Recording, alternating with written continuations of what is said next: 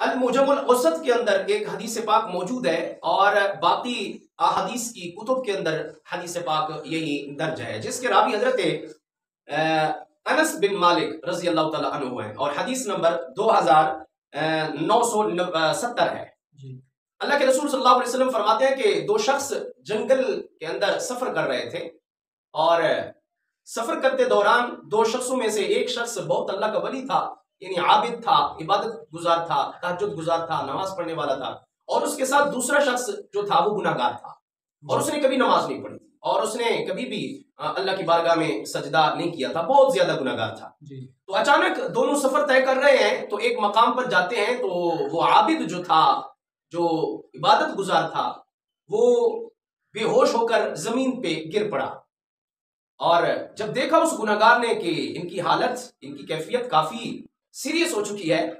تو اسی گناہگار کے پاس تھوڑا سا پانی تھا، تو اس نے سوچا کہ اگر میں پانی اسی نیک بندے کو پلا دیتا ہوں تو میرے لیے نہیں بچتا، اور اگر میں اپنے لیے بچاتا ہوں تو اس کی جان چلی جائے گی۔ لہٰذا اسی گناہگار شخص نے وہیں کھڑے ہو کر رب کی بارگاہ میں توکل کرتے ہوئے، بھروسہ کرتے ہوئے اس نے کہا میری خیر ہے، یہ جس کی جان جا رہی ہے اس کی جان کو بچاؤں۔ اس نے وہی پانی اسی نیک بندے کو پلا دیا اور کچھ پلایا، کچھ اس کے چہرے پر چھڑکا، چھڑکنے کے بعد وہ تھوڑا سا ہوش میں آ گیا، وہ عابد، وہ نیک بندہ ہوش میں آنے کے بعد اس نے اس کا شکریہ ادا کرتے ہوئے آگے کا سفر طے کیا۔ تو کریم آقا صلی اللہ علیہ وسلم ارشاد فرماتے ہیں کہ جب یہ دونوں شخص گناہگار اور عبادت گزار اس دنیا سے فوت ہو گئے، چلے گئے، تو قیامت کے دن جو گناہگار سے اللہ تعالیٰ حساب فرمائے گا اور حساب کے اندر وہ جہنم کا مستحق ٹھہرے گا اور اس کو وہ جہنم کی طرف لے جانے والے فرشتے اسے جہنم کی طرف لے کے جا رہے ہوں گے، تو راستے میں اس کی ملاقات اس شخص سے ہوگی جس کو اس نے دنیا کے اندر جنگل میں پانی پلایا تھا، یعنی وہ عابد، اس سے ملاقات ہو جائے گی۔ تو یہ شخص جو جہنم میں جس کو لے کے جا رہا تھا گناہگار، اس عابد کو دیکھ کر اسے پہچان لے گا، اسے بلائے گا، پکارے گا ادھر تو آؤ میری مدد کرو۔ وہ کہے گا کیا مدد کرنی ہے؟ وہ کہے گا دیکھو میرا تم پر احسان ہے، دنیا کے اندر میں نے تم پر احسان کیا تھا۔ اس نے کہا کون سا احسان کیا تھا؟ کہا کہ جی آپ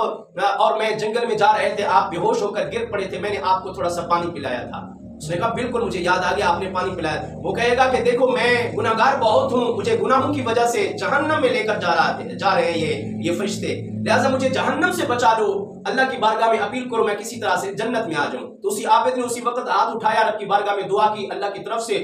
اذن اور حکم آ گیا فرشتوں کو کہ فرشتوں اب اس کو جہنم کی طرف نہ لے جاؤ بلکہ جنت کے باغ میں ان کو رکھا جائے۔ تو اس سے یہ بھی پتہ چلتا ہے کہ کسی کے ساتھ بھلائی جب دنیا میں کرتے ہیں، بالخصوص کسی نیک انسان کے ساتھ بھلائی کرتے ہیں، تو وہ نیک انسان قیامت کے دن رب کی بارگاہ میں ضرور اس کی سفارش کرے گا، اور نیک لوگ ہمیشہ اللہ کی بارگاہ میں سفارش کرتے ہیں اور گناہگار کا کام بن جاتا ہے، اور گناہگار کو اللہ جنت جو جہنم کا مستحق ہو جاتا ہے، یعنی جس کو جہنم میں لے کے جا رہے ہیں فرشتے اور اس کو پھر جنت کا راستہ مل جائے، اس سے بڑی خوش قسمتی اور کیا ہو سکتی ہے۔ اور یہ کیوں ہوا؟ اور یہ اس لیے ہوا، ایک تو وہ